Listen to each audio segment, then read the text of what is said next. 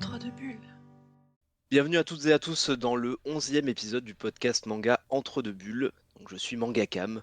On enregistre ce podcast à quelques jours de la Saint-Valentin et ça tombe bien, puisqu'aujourd'hui on va célébrer l'amour, on va célébrer la romance, on veut des petits papillons dans le ventre, des «Oh c'est trop mignon». Et comme d'habitude, je vous remercie pour votre soutien à Entre deux bulles. Le fait de l'avoir déployé sur d'autres plateformes lui a donné plus de visibilité et cela nous permet de nous prévoir de belles surprises, notamment concernant le prochain invité pour fêter les 1 an de ce club de lecture, dont je vous parlerai juste après avoir dévoilé le programme de ce 11e épisode. Voici donc le petit programme que nous vous avons concocté pour cet épisode. Donc une première présentation de Saki qui va nous présenter Days with My Stepsister. Présentation, la deuxième de Majdoulin qui va nous présenter Couteau et Piment vert. Ensuite, une présentation de Paradise Kiss par Coraline, qui est la copine de Nipsoron ou Adri. Une présentation de la bibliographie de Ryaruga par Chill.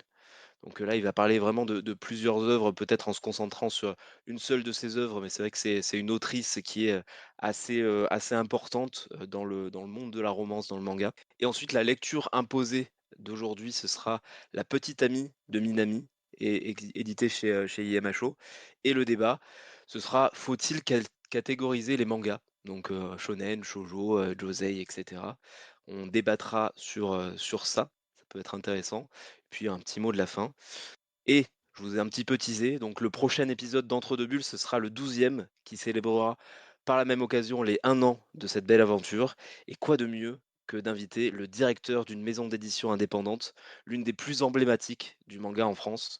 Donc nous aurons l'honneur d'accueillir Stéphane Duval, qui est le fondateur et le directeur de la maison d'édition Le Lézard Noir. Et donc ça nous fait très plaisir de le recevoir, vraiment ça va être top, sachant qu'on a déjà reçu, d'autres, directeurs de maisons d'édition, ou directrices de maisons d'édition, aussi, d'à peu près cette taille-là. Ça va être, intéressant aussi de voir comment, le Lézard Noir, a percé petit à petit aussi, notamment ces dernières années avec des œuvres comme Mirai Asumi et comment ça se passait avant que des œuvres comme ça, percent et le fasse connaître du grand public. Donc, pour info, donc, ce que je vous disais aussi, c'est que ce podcast est disponible à la fois sur Spotify, sur ma chaîne YouTube, sur Apple Podcasts, sur Deezer et sur Podcast Addict. Donc là, clairement, vous pouvez plus nous manquer, vous avez plus d'excuses. Et je pense que c'est bon, je vais lâcher un petit peu le mic et je vais le transmettre à notre cher Saki, qui va nous présenter Days with My Stepsister. Alors moi aujourd'hui, je vais vous présenter le titre Day with My Stepsister qui est une adaptation d'un light novel toujours en cours au Japon. Donc le manga, il est sorti en 2024 en France chez les éditions Soleil Manga. Et il y a actuellement 4 tomes en cours. Alors pour la petite anecdote, faut savoir que Day with My Stepsister, j'ai connu cette œuvre avec l'animé qui avait été annoncé, sur Crunchyroll il y a déjà un bon moment et j'admets au départ c'était dans le seul but, de le troller. Pourquoi cela? Parce que quand on t'annonce une romance entre, 2 beaux-frères et belle-sœur parce que ses parents se sont remariés alors qu'ils ont déjà 17 ans, je m'attendais à une romance ultra malsaine et qui tourne autour du cul et quelle ne fut pas ma surprise quand j'ai vu l'épisode 1 qui m'a fait, clairement changer d'avis. En fait, Day with My Stepsister, donc comme je l'ai indiqué, les 2 parents des 2 protagonistes se sont remariés alors que ceux-ci sont en terminale au lycée et en fait, dès le début, ils se font un deal. On ne veut pas que les autres apprennent, qu'on est, demi-frères, demi-sœurs et surtout on veut garder, nos distances et pourquoi? Bah, parce qu'ils ont été détruits justement par leur situation de leurs parents. Et c'est justement ce qui est bien mis en avant, dans l'œuvre, c'est le fait de dire: «En fait, on a tellement été détruits par le fait que nos parents se séparent, que même eux, on les voit pas souvent, qu'on s'occupe un peu de nous comme on peut, qu'on les voit jamais, qu'on n'a plus confiance pour les relations humaines». On n'a pas confiance en l'amour. Pour nous, ça n'existe pas. C'est forcément quelque chose qui se finit mal et on n'a pas confiance en nous. Et c'est ça ce que j'ai trouvé très fort avec ce titre-là, c'est qu'en fait, on va les voir tout le long essayer de se réparer parce que les deux, ils vont justement se rendre compte que les deux sont détruits et ils vont vouloir communiquer beaucoup plus et essayer d'avancer en se disant: «On peut pas continuer à se morfondre sur notre sort parce qu'on a eu des familles un peu chaotiques». Ça veut pas forcément dire que leurs familles sont méchantes envers eux, mais l'absence, ça fait mal et justement, tout le long, on va les voir se rapprocher et les 2 vont même également travailler sur soi-même pour changer un peu leur, perspective d'avenir. Et se dire: «Ouais, mais en fait, je suis pas obligée de, moi aussi reproduire le même schéma familial. Je peux m'accorder justement une romance où tout finit bien, où je suis heureux, où je peux me projeter d'avoir des enfants et mourir avec la personne».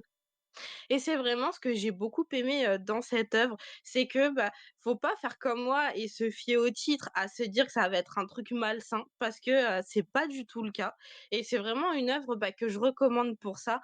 Après le souci, c'est que le rythme du manga est vraiment très long, que ça reste le groupe Delcourt en plus en France et que Bon Soleil, ils sortent pas très vite, les séries, qui se vendent pas. Du coup, je pense qu'à l'heure actuelle, malheureusement, faut plus se contenter de l'animé, que du manga si on a envie de la faire. Eh ben, merci, Saki pour cette présentation. C'est vrai que quand j'avais vu, le titre que tu voulais présenter, ça peut prêter à confusion, en se disant, «Ça va être, peut-être un truc un peu, olé olé» et au final de ce que tu, nous présentes, ça a pas l'air d'être le cas du tout. Ça a l'air même d'être une jolie romance, hein, alors je sais pas pour quel public c'est, ça peut se lire à tout âge? Oh non, je dirais qu'il faut quand même être ado, tu vois? Au moins 14 ou 15 ans. Parce qu'après, sinon, j'ai peur qu'on comprenne pas forcément le message qu'il y a derrière. OK, ouais, parce que ce que tu avais l'air de dire, c'est qu'il y a quand même de la profondeur, dans leurs relations, donc ouais, c'est peut-être bien d'être un peu plus grand pour comprendre tout. C'est ça. Est-ce qu'il y en a d'autres qui l'ont lu ou qui t'ont intéressé? Moi, je J'ai l'ai pas pas du lu, tout mais il y lu. a une chose qui m'a fait, sourire, en fait, quand Saki a donné sa présentation. C'est que pour moi aussi, l'histoire de mon manga, au début, je pensais que c'était une histoire très malsaine et hem et finalement, ça montre que la lecture en général ou même la lecture de manga, ça augmente notre, niveau d'empathie et on comprend plus les personnages et on arrête d'avoir des idées reçues, sur certaines choses. Ouais, c'est clair que c'est bien aussi, donc toi, ce que tu as présenté, c'est Couteau et piment vert, donc pareil, ouais, il y a des clichés apparemment dedans, donc tu vas nous en dire plus, juste après, mais c'est intéressant de voir comment le manga peut aller à l'encontre de tout ça et parfois on a des super bonnes surprises, sur des titres sur lesquels on a, d'énormes préjugés, donc c'est bien de contrer ces préjugés-là. Et beh, merci beaucoup Saki pour cette présentation. On va justement pouvoir, donner la parole à Majdouline qui va nous présenter Couteau et piment vert. Bah, du coup, je reprends la parole. Merci à tous. Donc en fait, lorsque je disais que, l'histoire était un peu malsaine ou l'histoire d'amour était un peu malsaine, c'est qu'il s'agit en fait d'un protagoniste qui a 19 ans et d'une protagoniste qui a 34 ans. Donc j'avais beaucoup d'a priori et beaucoup de préjugés dans le sens où je me disais: c'est pas tant l'écart, de l'âge qui me préoccupait, mais c'était plus le fait que ce soit quelqu'un qui soit encore limite un teenager. Donc voilà. Mais j'ai totalement changé mon opinion et c'est vraiment un de mes mangas préférés que je vais vous présenter maintenant et je vais vous dire pourquoi.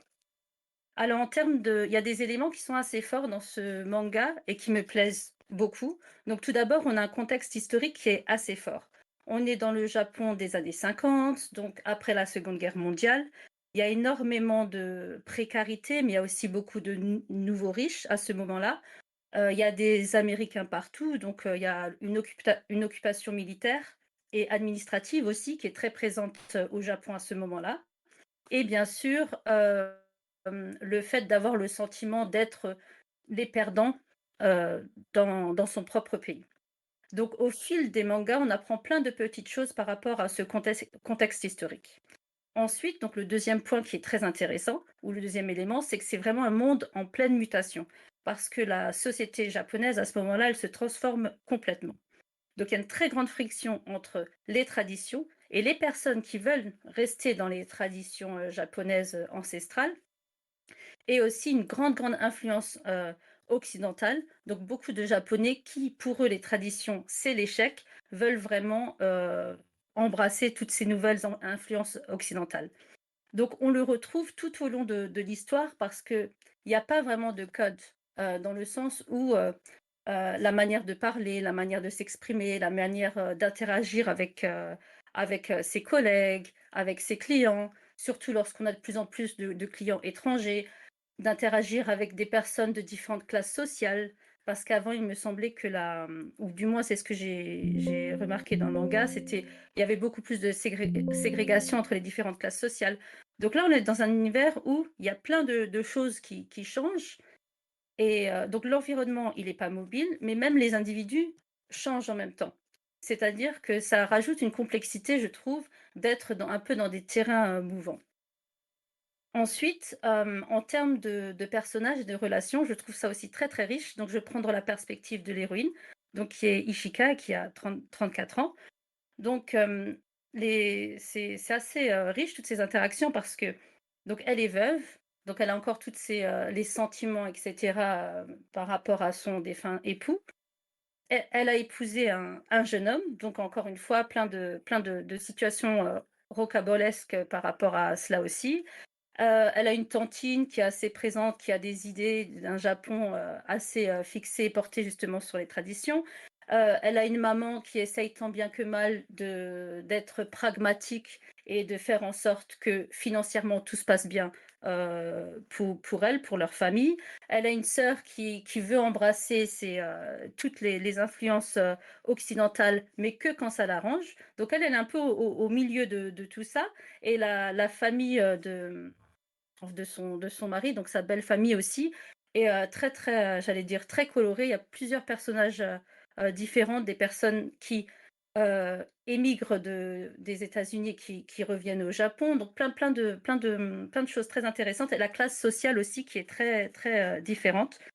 Donc d'un point de vue richesse, je trouve que les interactions sont drôles, pertinentes et rafraîchissantes également. Donc Ishika, elle est un peu plus rigide, elle est un peu plus terre à terre, et elle essaye de faire en sorte d'évoluer dans toutes ces dans ces puzzles un peu, je dirais. Après, c'est vrai que moi, quand je raconte ou quand je parle d'un manga ou d'une œuvre, j'aime pas trop raconter l'histoire parce que je trouve qu'on perd beaucoup. Donc j'essaie de vous donner des éléments qui vous donnent envie de lire l'histoire plutôt que de raconter l'histoire. Mais si à la fin ça vous dérange et que vous voulez un petit résumé, vous me le dites. Ensuite, on en vient à l'histoire d'amour. Alors l'histoire d'amour, là, c'est un mariage de connivence, c'est-à-dire que l'héroïne Ishika vient d'une famille illustre, qui a un restaurant japonais très connu, qui est au bord pardon, de la banqueroute. Et elle doit épouser Amane, qui vient d'une famille très riche, qui pourrait justement leur éviter de finir sans le sou.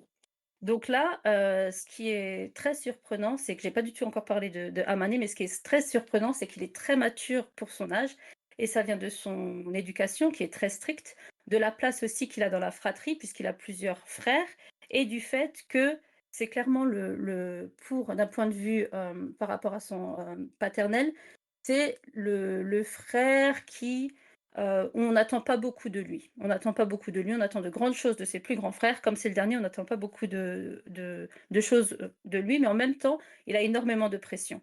Et lui, dans le couple, c'est plus la personne qui regarde vers l'influence occidentale et qui essaye de transformer les choses, tout en étant très, très pragmatique et posé. Il se sentait étouffé dans sa famille, et le fait d'être dans ce mariage où il peut résoudre les problèmes financiers de la famille d'Ishika, et je ne parle pas juste en tant que finance d'argent, mais aussi en termes de business plan, et et vraiment il devient un peu l'entrepreneur de ce restaurant. Bah, pour lui, c'est un échappatoire, c'est une valorisation, donc il est très content dans ce petit contexte. Et Ishika aussi est très contente parce que c'est quelqu'un qui est très respectueux et qui lui donne l'espace dont elle a besoin. Peu à peu, ils ont des rapprochements physiques. Amane a aussi des sentiments pour Ishika, mais elle ne se laisse pas, alors pour le moment au tome 8 ou 9, mais elle ne se laisse pas encore, comment dire ça, elle met encore plusieurs barrières par rapport à ses sentiments. Mais le tout est ramené de manière très naturelle, et comme oui, on est au tome 8 là déjà, c'est très, comment dire ça, ça n'a pas du tout l'air forcé. Et j'ai été surprise à me dire: «Tiens, j'ai envie qu'ils finissent ensemble», alors qu'au tout début, je me suis dit: «Mais cette histoire, avec un jeune homme de 19 ans, c'est quand même un peu, pousser mémé dans les orties. Ensuite, il y a un autre élément, je l'ai mis en dernier parce que c'est celui qui me plaît le moins, mais peut-être qu'il vous plaira à vous, c'est la cuisine. Puisque couteau et piment vert, donc on parle beaucoup de cuisine et il y a dans chaque, tome peut-être, 5 pages de recettes, oui cuisine et 5 pages de recettes et c'est vrai que moi je suis pas très sensible à la cuisine donc j'ai, bon j'ai pas honte de le dire, mais je saute ces pages-là, parce que je suis plus intéressée par, le contexte social ou humain ou historique de l'histoire. Donc voilà. En tout et pour tout, je dirais que c'est, Couteau et piment vert. Il y a une histoire d'amour, ce n'est pas le fil conducteur de l'œuvre, mais c'est quand même, une, un axe, fondateur, je pense. C'est très profond, c'est aussi émouvant et les personnes sont très nuancées, ce qui rend vraiment la lecture, très agréable. Eh beh, merci beaucoup Majdeline pour cette présentation très complète. Ça donne envie. En tout cas, c'est vrai que moi, c'est pas un manga vers lequel je suis allé, forcément parce que j'avais l'impression que ça parlait beaucoup de bouffe aussi. Mais de ce que tu as l'air de dire, c'est pas non plus, ce qui est le plus présent dans le manga, donc ça, c'est bon à savoir. Ouais. Et du coup, là, on est à 8 tomes en cours en France, c'est à 14 tomes, je vois, au Japon, en cours aussi. Est-ce que, le rythme reste, soutenu, reste bon? Ou est-ce que ça s'essouffle pas au bout d'un moment? Non, ça s'essouffle pas parce qu'il y a vraiment il se passe, toujours, comment il y a des arcs, en fait. Il y a l'arc de la petite sœur qui essaye, d'épouser une personne, qui est de moindres conditions, qu'elle. Il y a l'arc où ils essaient d'avoir un enfant, mais ça ne marche pas, donc ils finissent par adopter. Il y a l'arc où ils ont des pressions de enfin, quand je dis arc, en vrai, c'est pas un arc, hein, c'est un tome et demi. Mais peut-être que ça paraît mais disons que c'est rythmé parce qu'à chaque fois, il y a quand même, quelque chose de prédominant qui vient dans l'histoire, et qui la rend, intéressante et qui incite aussi à lire la suite. D'accord. Bah, très bien. Bah, merci en tout cas pour cette présentation. Bah, j'espère que je vous aurai donné envie, même pour ceux qui n'aiment pas trop, lire des trucs de bouffe, ce qui est mon cas, je saute les pages et ça me va. Donc si c'est ça qui vous arrête, laissez-vous tenter. Ouais, ça perturbe pas l'histoire de les sauter, ces pages? Non, pas du tout. OK. C'est vraiment des cours de cuisine, je suis pas du tout cuisine, mais donc oui, non, on peut les sauter. OK, bah, merci Majdoline. Je sais pas s'il y en a d'autres qui ont lu, Couteau et piment vert et qui ont aimé ou peut-être qui ont moins aimé, ce manga? Ben, moi, pour le moment, j'ai lu que les 2 premiers tomes sur, les 5 que j'ai et en fait, contrairement à d'autres personnes, dans le chat du vocal où eux, c'est la partie cuisine avec laquelle ils ont eu du mal, bah, moi, pour le moment, c'est la partie qui me f dans ma bibliothèque où en fait, c'est pour le moment, j'ai beaucoup de mal avec leur relation. Après, je me dis: «C'est peut-être que le début, j'ai lu que les 2 premiers, c'est le temps que ça se mette en place». Mais j'ai du mal avec toute la dynamique qu'il y a autour et je sais pas si cette dynamique s'améliore avec le temps ou si ça va tout le temps rester comme ça. Surtout si tu me dis qu'au tome 8, il y a eu commence à peine à y avoir un rapprochement. Je Ah non, crains ça. mais je veux dire, il y a des rapprochements physiques. Je parle d'émotions. OK, Il y a des mais rapprochements physiques, puisqu'ils ont quand même des besoins qu'ils assouvissent, mais après je parle plus, d'une ouverture émotionnelle. Mais je peux comprendre qu'au début on puisse grincer des dents, par rapport au fait que parce qu'il est encore donc toi tu es encore au fait qu'il est encore au lycée, puis après il doit aller la voir, ça paraît un peu, mmh, comment dire ça? Ouais, ça paraît, bizarre, mais au fil de la relation, bah, lui, il devient de plus en plus mature. On a plus de contexte par rapport à sa famille aussi, on comprend plus ses émotions et on comprend plus ses émotions à elle. Mais bon, hein, OK, faut ouais. jamais se forcer si on n'aime pas un manga, hein, je veux dire, c'est pas Non, grave, non, hein. bah, c'est pas tellement que je vais pas me forcer, hein, si vraiment j'aime pas, tant pis, mais c'est vrai que, bah, c'est pour le moment, j'ai du mal, mais je me dis: «Bah, c'est le début, c'est encore toute la mise en place, il y a tout le contexte avec, l'occupation, américaine, tout ça aussi», donc tant Et est-ce que qu'il met tout ça en l'aspect place. historique t'a plus plu peut-être? J'adore tout ce qui est historique, donc ça, oui, c'est pas un problème. Ouais. Mais Donc c'est il y en vraiment aura plus de au niveau plus des en plus, ça personnages. c'est positif. OK, c'est vraiment au niveau des personnages, toute la dynamique qu'il y a autour, en fait, même avec la famille, la belle famille et tout, où j'ai un peu de mal encore, Mmh. Donc c'est pour Non, je ça. peux comprendre. Je verrai. Tu me le diras, hein, Ouais, dans le Discord. Je suis yep, curieuse maintenant de voir. ça marche. En tout cas, merci pour la présentation. Moi, j'aime beaucoup quand justement, c'est pas forcément l'histoire qui est pitchée de long en large. C'est quelque chose qui me plaît pas quand je vais dans une librairie et qu'on me raconte l'histoire en fait avant que je le lise. Donc des fois, j'ai pu le faire un peu sur quand j'ai présenté des œuvres, mais toi, tu as décrit beaucoup ce qu'il y avait autour et ça donne envie de découvrir en tout cas. Ah, super, merci. Eh ben merci en tout cas, Majdouline. On va maintenant passer à la présentation suivante, qui est Paradise Kiss, qui sera présentée par Coraline. Bonjour à tous, je m'appelle Coraline et je vous remercie vraiment de m'accueillir dans votre club de lecture aujourd'hui. Bon, comme vous devez l'entendre, je suis pas du tout à l'aise à l'oral, mais quand Adrien m'a parlé du thème, romance, j'ai eu très envie de vous partager une œuvre que j'ai découverte, tout récemment. Je vais donc vous faire de mon mieux pour vous présenter le titre, Paradise Kiss de Ayazawa. Pour pitcher un petit peu, nous suivons l'histoire de Yukari, une lycéenne japonaise qui étudie sous la pression de ses parents afin de rentrer dans une université prestigieuse de Tokyo. Un jour, elle rencontre des élèves d'une école de mode qui confectionnent des vêtements et qui lui font une proposition surprenante. Ils lui demandent de devenir leur mannequin pour un défilé et représenter leur marque Parakis. Cette rencontre fortuite avec ses élèves va faire ouvrir les yeux de notre jeune protagoniste qui va se questionner sur ses choix de vie et va la mener à prendre une nouvelle direction que celle des études. Direction notamment motivée par Georges, le styliste de la bande dont elle tombe éperdument amoureuse. Bon, je vous dévoilerai pas plus et vous laisserai découvrir la suite de vous-même si ma présentation vous plaît. Il faut savoir qu'il y a une sacrée histoire derrière ma découverte de ce manga.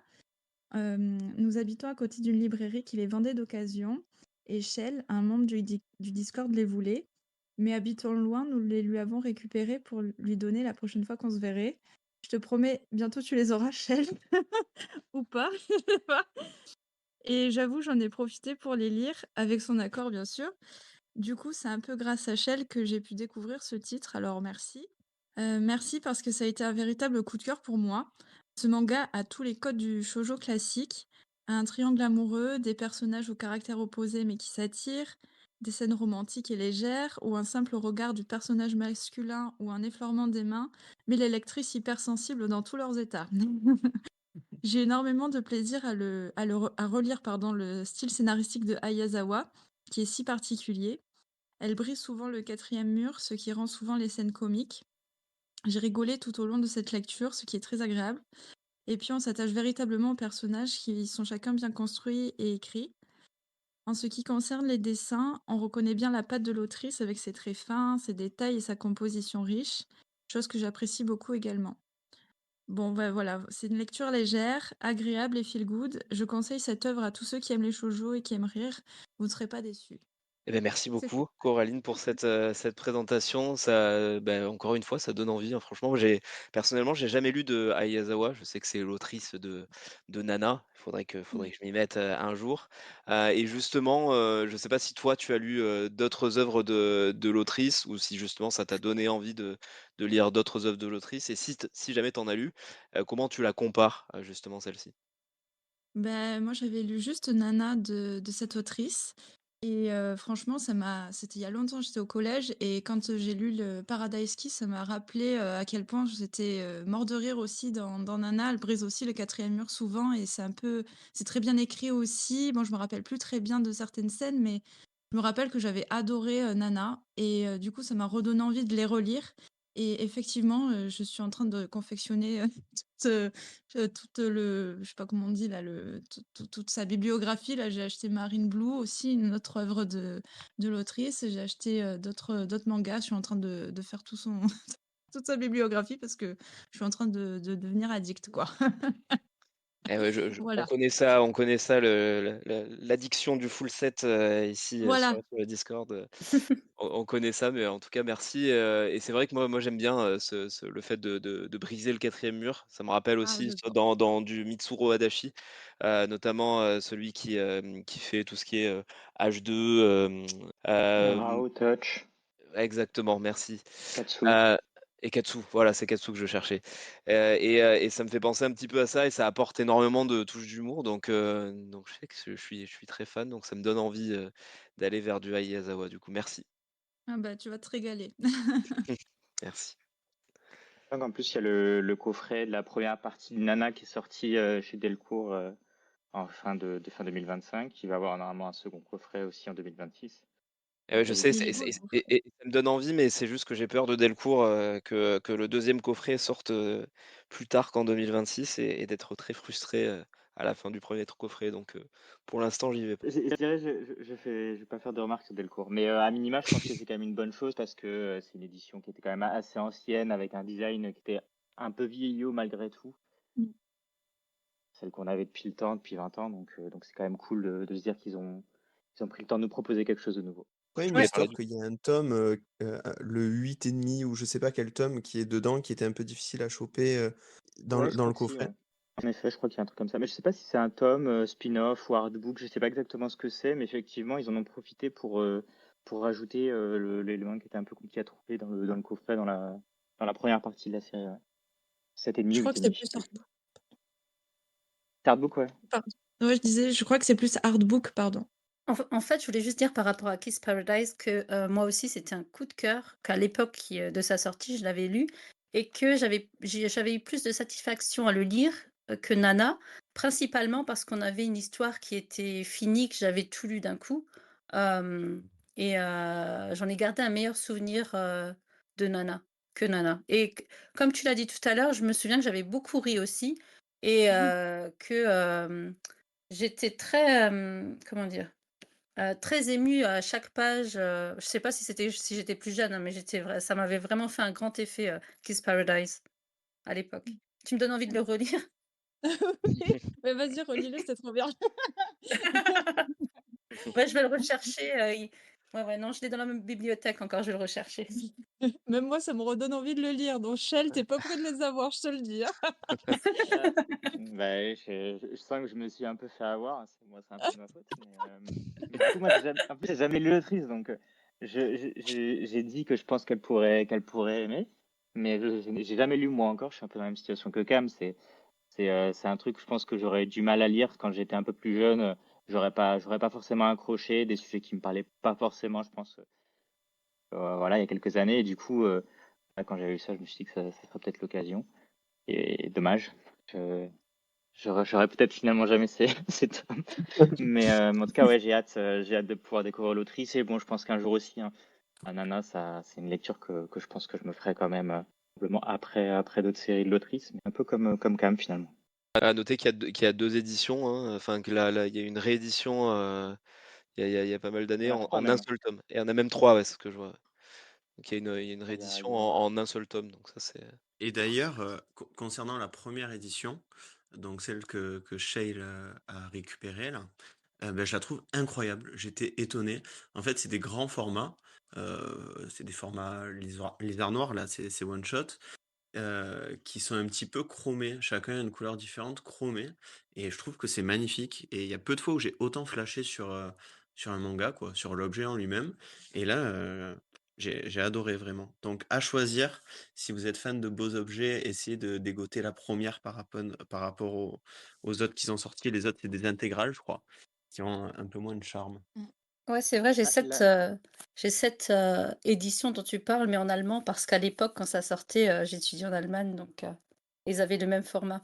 c'est vrai elle paraît plus jolie. Alors je l'ai pas, je l'ai pas encore lu, mais c'est les dernières éditions, ça fait un peu partie je pense, de l'idée éditoriale de Kana de garder les auteurs et autrices qui sont vraiment majeurs dans l'histoire du manga de leur catalogue, comme les Kamimura, etc. Mais en proposant des formats qui sont peut-être un peu moins jolis, peut-être un peu moins agréables à lire, mais je pense moins cher à produire et à conserver pour eux. Du coup, c'est aussi pour ça qu'on a des intégrales aujourd'hui. Et en vrai, c'est génial qu'ils Dessus. continuent à rendre ça accessible plutôt que de les laisser de côté et de pas les ressortir, hein. Donc c'est vrai que je conseille les anciennes éditions, mais c'est pas cool pour le travail qui est fait pour, euh, pour le fait de les réimprimer. merci beaucoup en tout cas pour cette présentation. Je pense que ça a donné envie, de lire ou de relire du Ai Yazawa à beaucoup de monde. Donc, voilà. Bon, sauf Chill qui pourra pas les lire du coup tout de suite, mais bon, tant pis. Non, Hein. il est condamné. Pauvre. Privé. Non, mais j'ai hâte d'avoir ton Et retour, puis, Shell, quand même. bah, j'attends j'attends de pouvoir les lire, je te dirai. Mais ouais, ça se lira, ça sera lu très vite quand j'aurai les premiers. Très bien. Bah, justement, Chill, je vais te donner la parole puisque tu vas nous présenter la bibliographie de Ria Ruga, qui est une autre autrice très, très populaire dans le style shoujo aussi, comme Aiyazawa, pas de la même époque, mais voilà, donc ça va être intéressant aussi de passer à elle juste après. Ouais, tout à fait. Tout à fait, dans un style peut-être un peu différent, beaucoup plus moderne, c'est sûr, puisque Ria Ruga, sa carrière, elle a débuté en 2011. C'est une autrice pour laquelle on a la chance d'avoir toutes les œuvres pour le moment traduites en français. Si je dis pas de bêtises, alors je dis pas une bêtise, mais a priori, je crois qu'on a tout pour le moment. Il y a 2 one-shots et une série longue, Perfect World, qui est finie. Et actuellement, elle est sur Shelter of Love, dont le tome 4 vient de sortir chez nous, et je crois qu'il y a 1 ou 2 tomes en plus au Japon.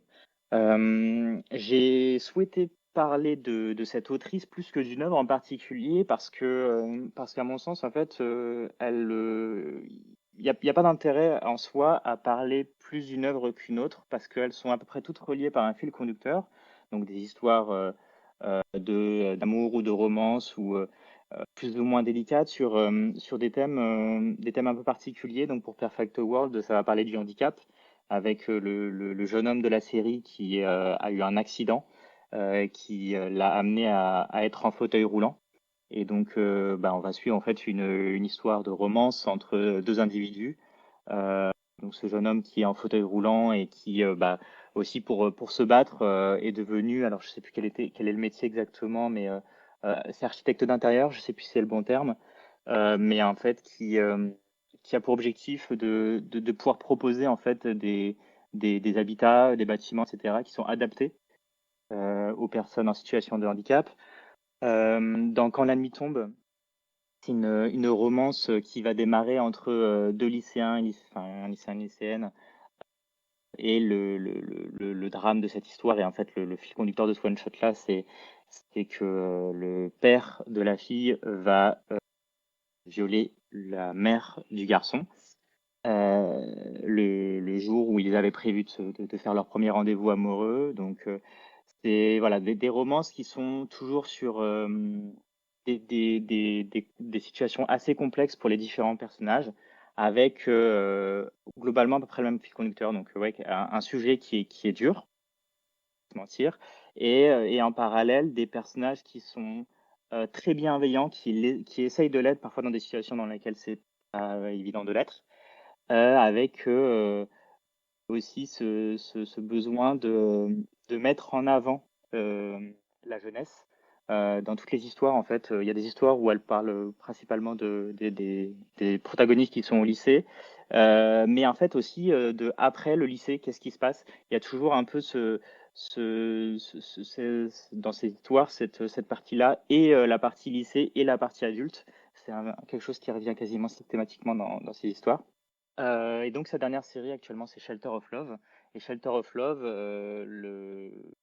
on va dire la partie dramatique autour de la romance des 2 personnages principaux de l'histoire, c'est que ce sont 2 personnages qui sont retrouvés en foyer, car ils ont eu chacun des difficultés familiales. Et bon, c'est des sujets qu'on n'entend pas forcément, enfin qu'on voit rarement évoqués dans le manga, et même d'une manière générale, c'est pas forcément quelque chose qu'on connaît beaucoup parce que les gens qui se retrouvent dans ces situations-là, c'est pas quelque chose qu'elles mettent en avant de prime abord. Mais je pense qu'on était à peu près toutes et tous conscients que des enfants doivent se construire avec de l'amour, et l'amour, ça passe notamment par des proches et donc des parents. Et donc les personnes qui se retrouvent en foyer, c'est des personnes qui ont parfois du mal à comprendre en fait l'amour, et qui sont en recherche justement d'amour à leur donner. Et donc là, on va suivre dans Shelter of Love un couple qui avec leur relation, qui s'approche parfois de frères-sœurs, de protection frères-sœurs, mais avec quand même des sentiments amoureux. Euh, euh, En fait, ouais, essaye de compenser l'un avec l'autre ce besoin que des parents n'ont pas pu leur apporter. Et du coup, pour pour parler vraiment de cette autrice, je pense que c'est une autrice qui est encore assez peu connue, qui mérite d'être plus mise en avant, qui n'a pas le dessin le plus passionnant, je pense, mais qui est capable de découper ses histoires, qui n'a pas forcément beaucoup de texte, ça peut se lire vite, mais on n'a pas envie de la lire vite pour autant. On arrive quand même à profiter en fait de la mélancolie qu'elle apporte, et avec vraiment, ouais, je pense qu'à chaque tome, ces petits passages qui apportent vraiment les larmes aux yeux quand c'est pas vraiment l'envie de pleurer. Il y a plusieurs fois où je me mets une petite pause dans la lecture pour prendre un peu de hauteur, dire putain, c'est fort. Et à côté, vraiment, aussi toute la partie bienveillance qui est nécessaire aussi pour traiter ces sujets-là. Et en fait, elle a vraiment une justesse que je trouve, que je trouve vraiment très réussie et qui même se bonifie avec le temps, dans le sens où sa première histoire qui nous est parvenue, c'est un one-shot qui est Par-delà les étoiles, dont j'ai un peu moins parlé, qui est à mon sens un peu moins bon aussi, mais du coup qui est sa première œuvre en tant que professionnelle. Ensuite, elle a fait Perfect World, où il y a encore quelques imprécisions, parfois des passages un peu longs, mais qui était quand même, à mon sens, très abouti déjà sur pas mal de sujets, et notamment sur le traitement du handicap. Hein. Ça me paraît encore une fois un sujet qu'on ne voit pas beaucoup aborder. Et son one-shot Quand la nuit tombe, moi c'est la première lecture que j'ai fait de cette autrice-là. Je sais où je l'ai lu, je m'en rappelle parce que j'en ai pleuré et j'étais en public. Euh, et là, Shelter of Love, voilà, en fait, plus les histoires se rapprochent dans le temps, plus on sent qu'elle s'est bonifiée et qu'elle maîtrise vraiment ce qu'elle fait. Et moi, je peux que vous encourager du coup à vous laisser tenter. Soit par la première série longue Perfect World qui est en 12 tomes, et soit si vous voulez quelque chose de court, Quand la nuit tombe, qui est à mon sens très dur, mais vraiment juste. Et puis bah voilà, hein, il y a aussi Shelter of Love qui enfin, on a que le début pour le moment, donc c'est peut-être un peu compliqué d'en faire une analyse ou une critique, mais pour le moment en tout cas, quand je l'achète, ça reste pas 2 jours sur ma pile à lire, quoi. C'est vraiment, vraiment une autrice que j'affectionne particulièrement et j'espère que d'autres personnes seront amenées à pouvoir la découvrir. Eh bien, merci beaucoup, Gilles, pour cette présentation d'une autrice au complet. En effet, toutes ces œuvres, me semble-t-il, sont toutes sorties en France. Et moi, pareil que toi, j'ai tout découvert. J'ai tout découvert l'année dernière, d'ailleurs. J'avais commencé aussi par son one-shot Quand la nuit tombe, qui reste à ce jour, je pense, mon œuvre préférée de l'autrice. Comme tu dis, Par-delà les étoiles, il y a quelques défauts, même si je m'attendais à pire, honnêtement, après la lecture. Et ouais, c'est sa première œuvre, quoi. On sent qu'elle elle tâtait de terrain encore. Perfect World, où en effet, c'est vraiment génial, mais il y a quelques longueurs. Et Shelter of Love, qui est hyper prometteur pour avoir lu les 4 tomes sortis. Là, c'est vraiment une super série pour l'instant. Donc oui, que du bon chez Ria Aruga, et son style vraiment, je trouve qu'on s'ennuie quand même peu. Le seul manga où je m'étais un petit peu ennuyé, c'était à certains moments, c'était Perfect World, mais parce que c'est une série assez longue, 10 ou 12 tomes. Donc non, franchement, pareil, je vous recommande très chaudement cette autrice. Est-ce que je peux rebondir sur ce que vous avez dit tous les deux? Bien sûr. Bien sûr. Oui. Alors tout d'abord, par rapport à cette autrice, donc Camille, je l'avais découvert grâce à tes vidéos sur, YouTube où tu en parlais très bien. Et là, Chelle, le retour que tu as fait, je trouve super parce que, en fait, on sent l'émotion. On sent vraiment que c'est une autrice qui arrive à toucher avec nos émotions, et la manière dont tu t'es exprimée, même par rapport à la vibration de ta voix, on sent que c'est une autrice qui arrive à toucher, notre cœur, nos émotions, la manière dont on voit le monde, et je pense qu'elle le fait avec tous ses lecteurs. Et moi aussi, ce que j'adore chez elle, c'est qu'elle met en avant les personnes les plus vulnérables. Comme, on parlait d'handicapés ou des personnes qui sont en marge de la société, ou des personnes qui subissent des injustices alors qu'eux n'ont rien fait, hem c'était Quand la nuit tombe, hein, je pense. Donc, on sent que c'est une autrice très, très humaine, et qu'on n'est pas dans comment dire? Pour moi, hein, l'histoire, elle devient un peu accessoire, ou la trame, ou c'est vraiment, elle essaye de faire briller les gens qui sont vulnérables. Elle essaye de faire en sorte qu'en tant que lecteur, on a de l'empathie, on les comprend, on peut se mettre à leur place et on peut voir le monde aussi, avec leur perspective. Donc ça, je trouve qu'elle est extraordinaire par rapport à ça. C'est vrai que tu as raison de le préciser, qu'elle met en avant des personnes, ouais, qui sont pas forcément des minorités, mais pas forcément, ouais, des situations qu'on connaît, des personnes vulnérables. Je pense que c'est le bon terme que tu as employé. C'est des personnes qui sont vulnérables, qui sont très tendres. Elle arrive vraiment à apporter la tendresse, de l'empathie, effectivement, qu'on a envers les personnages. Et pas que les personnages principaux, hein, qui sont généralement donc d'abord de jeunes lycéens, lycéennes, et ensuite qui deviennent adultes. Même aussi Mmh. les personnages qui sont autour, c'est des personnages. Il y a, il y a pas que des personnages agréables, mais en fait, ouais, c'est juste. C'est juste. Elle cherche pas à nous prendre, à nous prendre par la tristesse, mais pour autant, bah, il y a des moments, ouais, c'est compliqué de pas être triste quand on Mmh. fait face aux situations qu'elle présente.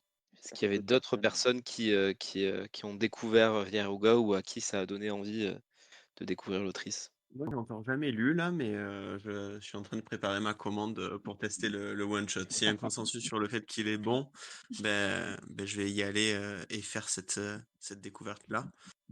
En espérant aimer, mais en étant un petit peu deg de devoir faire encore un nouveau full set si ça marche. Rachel, je te déteste.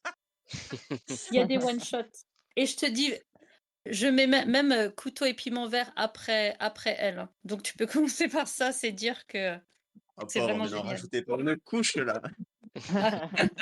Non, non, elle est vraiment forte. Et puis l'avantage, ouais, c'est vrai que l'avantage des one shot. Même, je sais pas comment le décrire, mais je trouve que ce qu'elle a fait pour Quand la nuit tombe, enfin, j'ai un des regrets, je pense, c'est que j'ai commencé par Quand la nuit tombe, et du coup, ça m'a peut-être un peu, c'est un peu plus compliqué de prendre une aussi grosse claque en lisant après Perfect World Ah OK. et Par-delà les étoiles, parce que Quand la nuit tombe, pour moi, ouais, c'est au-dessus, et en si peu de pages, faire autant d'effets, euh, bah, chapeau. Ouais, ouais, non. On sort les mouchoirs avec elle, c'est sûr. Ah ouais, vraiment. Ouais, je suis d'accord avec toi, je conseillerais au final pas de commencer par Quand la nuit tombe parce que ça reste pour moi sa meilleure œuvre, donc il faudrait plus commencer avec Perfect World ou Par-delà les étoiles avant d'aller sur Quand la nuit tombe. Ouais. Bah, merci beaucoup Chil pour cette présentation. C'en est fini de toutes les présentations. On a eu de vraiment de très belles œuvres qui sont parfaitement représentatives du thème du jour. Et merci à toutes et tous pour ces belles présentations. On va maintenant passer à une autre lecture que j'espère vous avez lu ou vous avez pu acquérir avant ce podcast, qui est La petite amie de Minami, édité chez IMHO. Alors je vais vous le présenter rapidement, puisque pour la première fois, pour vous raconter comment sont choisies les lectures communes, c'est des propositions, ensuite il y a un tirage au sort de 3 œuvres, puis on vote pour une de ces 3 œuvres. Et c'est la première fois en 11 podcasts que l'une de mes propositions est choisie. Donc je suis très content, je suis très honoré. Donc je prends le mic rapidement pour présenter l'œuvre. Donc on va suivre 2 adolescents, donc Minami, qui est un garçon, et Shiyomi, qui est sa petite amie et qui est une fille. Et en fait, on va suivre dès le début le destin un petit peu tragique de Shiyomi qui va rapetisser et qui va atteindre la taille d'une petite poupée, voire d'une petite figurine. Et donc, bah, ils vont continuer leur relation. Donc, on va souvent voir Minami tenir sa petite amie Shiyomi dans sa main, lui construire une petite maison pour vivre. Et voilà, donc leur quotidien va complètement se transformer. Shiyomi, elle va venir à l'école, par exemple, avec Minami, elle va se mettre dans sa poche, il va devoir lui confectionner aussi des vêtements à sa taille, lui préparer des tout petits repas, et voilà, comme je vous l'ai dit, lui aménager une petite maison, même l'amener aux toilettes. Enfin voilà, on voit que tout son quotidien est changé, elle est, totalement dépendante, du coup de Minami, donc ça crée aussi, bah, énormément d'humour, mais des situations de tristesse aussi puisque, bah, ils peuvent plus faire les choses qu'ils faisaient avant. Voilà, sans vous nommer les choses, mais voilà, il y a quand même cette situation-là où elle devient une sorte de jouet vivant, en fait, Shiomi, et ça la travaille beaucoup.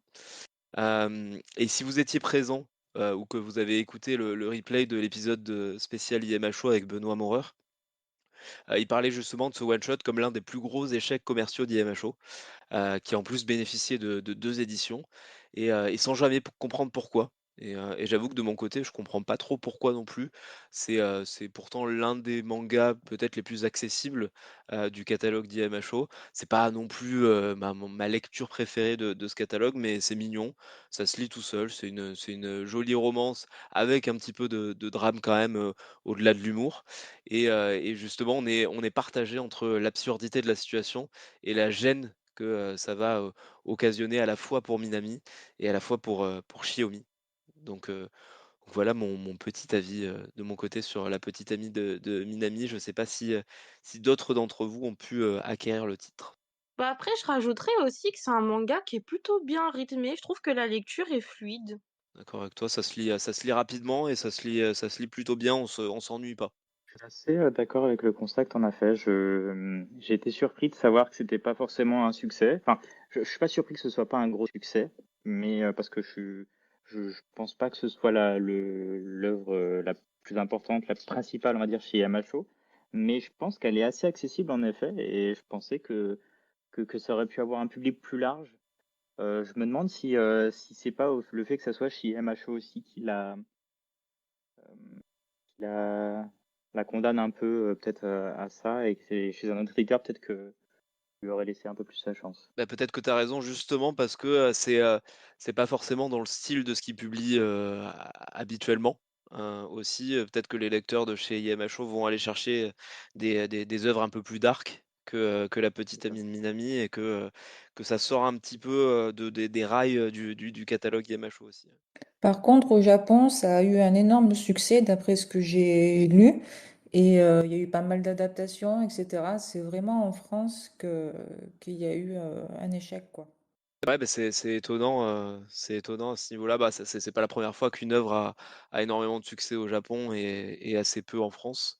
Mais ouais, je sais pas combien d'exemplaires il a été vendu, mais de ce qu'il avait l'air de dire, c'était vraiment un gros échec malheureusement. Sachant Moi qu'il l'a réédité, hein. ouais, ouais, sachant qu'il a réédité et que la réédition a fait un four, au même titre que la première édition donc ouais, c'est dommage surtout quand un éditeur, d'une si petite taille que IMHO, bah, met les moyens pour rééditer une œuvre. C'est dommage que ça fasse un échec la deuxième fois aussi, quoi. Sachant que pour autant, je pense que c'est une œuvre qui n'a pas de temporalité. Et du coup, en réalité, je pense que même si pour le moment ça n'a pas fonctionné, je pense qu'il n'y a rien d'impossible au fait que ça trouve son public sur le tard.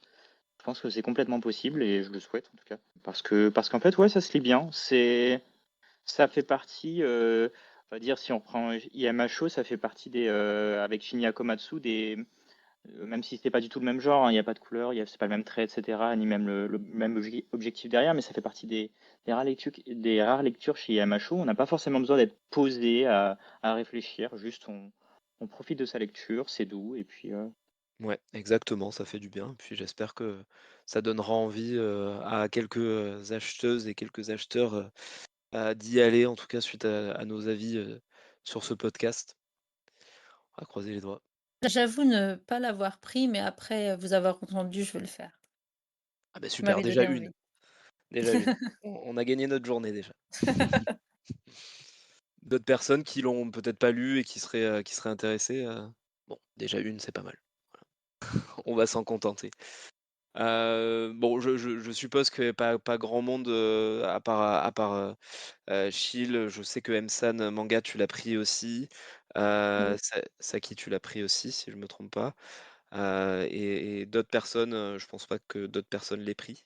Nous, on l'a pris, le pitch nous intéressait, mais bon, on l'a pas reçu à temps pour Ah mince, ça arrive. pour le club, mais Bah écoutez, vous nous on le donnerez, lira quand votre même. avis, a posteriori alors.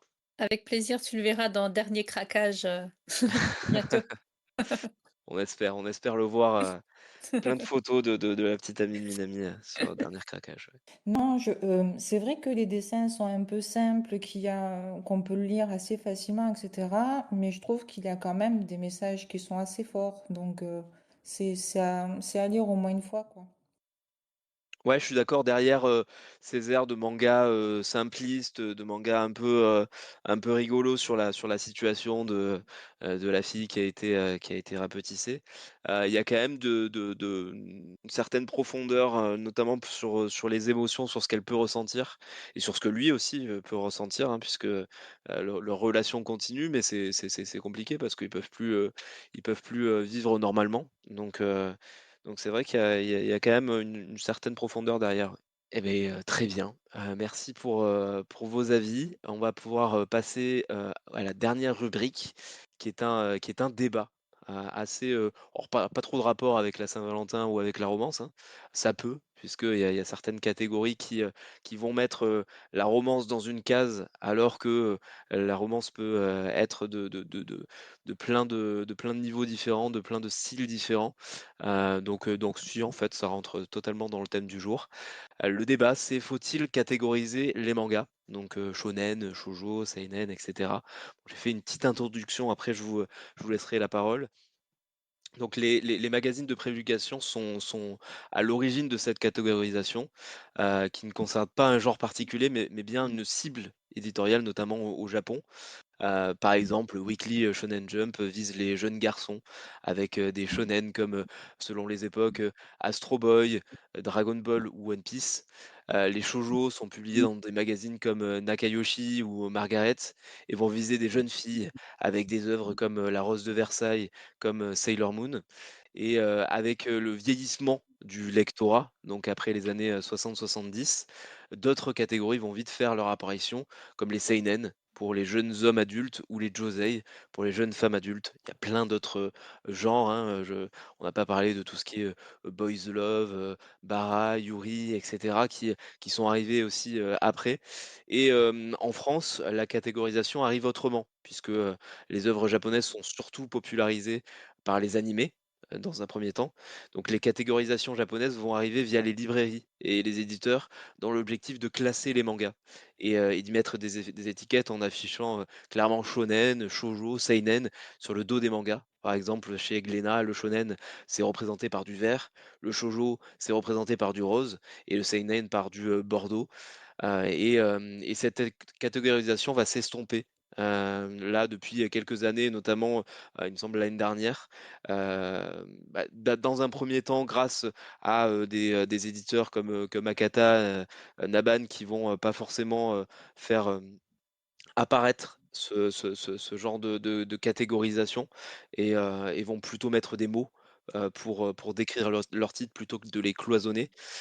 Et c'est un mouvement désormais suivi par certains gros éditeurs comme Glénat, justement, notamment avec Jadugar, qui a permis à Glénat, dans un premier temps, de retirer ces couleurs qui déterminaient la catégorisation du manga. Et Glénat fait comme d'autres éditeurs désormais, ils décrivent leur manga avec des mots plutôt qu'avec une catégorisation. Donc vous, je ne sais pas de votre côté ce que vous pensez de ça. Est-ce que pour vous, la catégorisation doit rester? Est-ce qu'on doit garder ces catégories shonen, shoujo, notamment pour arriver à trouver peut-être mieux les mangas en librairie? Ou est-ce que on doit suivre, les éditeurs doivent suivre le mouvement de Akata, de Naban, ou d'autres éditeurs maintenant comme Glénat et justement arrêter ce cloisonnement et plutôt mettre des mots pour décrire leurs œuvres.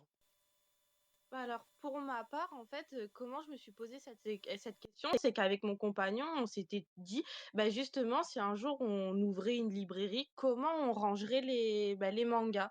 Et en fait, pour moi, il y a 2 manières possibles que je trouvais, intéressantes. C'était soit par ordre alphabétique, tellement il y en a et que ça permettait de mieux se repérer, soit plutôt par thématique. Parce que, par exemple, dans le roman, ça se fait. On classe, par exemple, par romance, par biographie, etc. Et on s'était dit, pourquoi pas avec le manga? Et que la seule exception, en fait, qu'on ferait à classer encore par genre, entre guillemets, les mangas, c'était soit les Kodomo pour les tout petits, donc les mangas vraiment destinés aux moins de 10 ans, soit, ceux qui sont, déconseillés à partir de 16 ans pour des trucs beaucoup trop gore ou, sexuels. Parce que ce que je trouve un peu compliqué avec la classification par shoujo, shonen ou autre, c'est que combien de fois, et je pense que ça nous est tous arrivé, on va dans des Fnac, on va à Cultura, on va dans des Leclerc, tu retrouves du shonen en shoujo juste parce que c'est de la romance. Et ça, je trouve que déjà, c'était une petite problématique avec la classification, c'est qu'il y a certains clichés qui sont renforcés, je trouve, justement à cause du fait que on les classe par shoujo ou shonen. Ouais, je suis d'accord, c'est le problème, de cette catégorisation pour moi.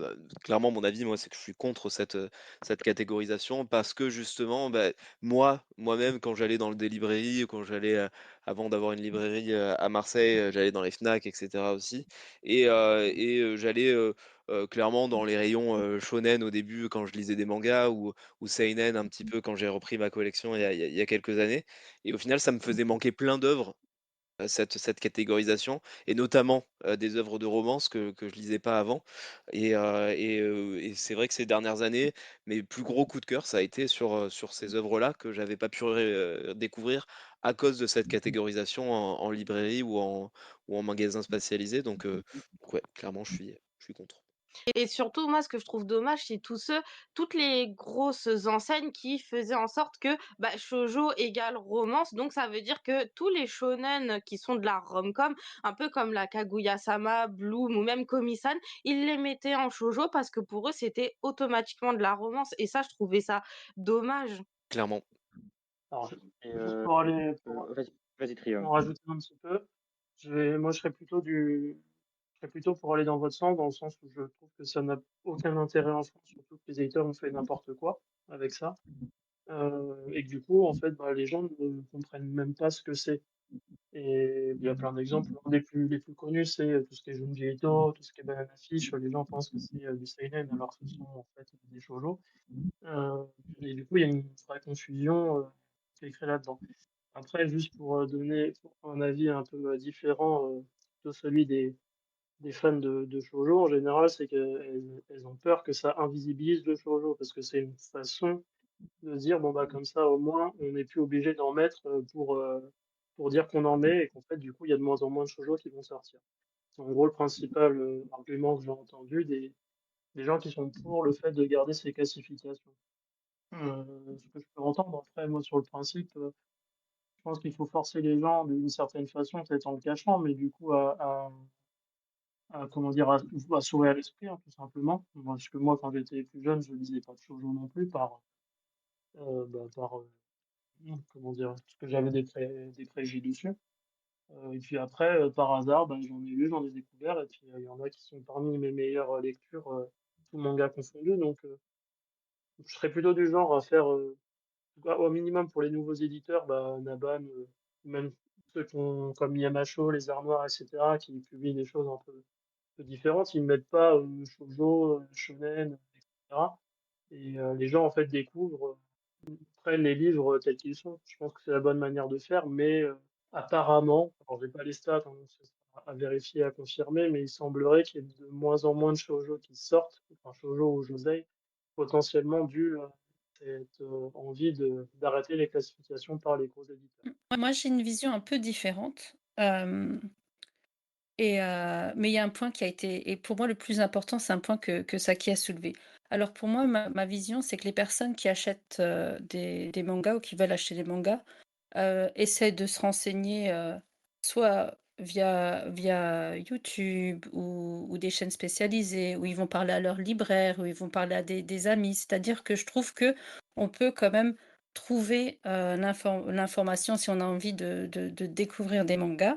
Après que c'est vrai que pour des éditeurs comme Akata où ils mettent 3 bullet points, derrière chaque manga, ça facilite en fait, c'est sûr.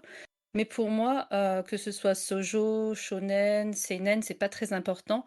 Ce qui est important, c'est plus par rapport aux enfants ou par rapport aux personnes qui sont jeunes, parce qu'il y a quand même beaucoup de choses qui sont très graphiques et je sais que, par exemple, si je prends mon cas de figure, quand mon neveu a commencé à lire des mangas, il a 7 ans. Donc alors il lit One Piece, mais quand il vient chez moi, il y a vraiment 3/4 des mangas il faut pas qu'il ouvre, il faut pas qu'il les ouvre du tout. Donc et ma petite sœur ne connaît pas trop, elle connaît pas du tout les mangas, donc elle va lui acheter, comment dire? Elle va pas vraiment se renseigner ou elle va se dire: «Ah tiens, c'est bien», sans vraiment savoir si c'est OK ou pas. Et moi, je trouve que c'est plus, essayer de faire en sorte que les enfants ou les plus jeunes ne tombent pas sur des mangas, qui sont pas adéquats pour eux à ce moment-là dans leur vie. Je pense que c'est plus ça la question que de dire, shoujo, shonen, comment on dit? Seinen? Ouais, Shonen, pardon. Et shonen, un truc seinen. aussi, alors pour moi, c'est ma perspective, hein, et peut-être que c'est complètement biaisé, mais c'est mon point de vue.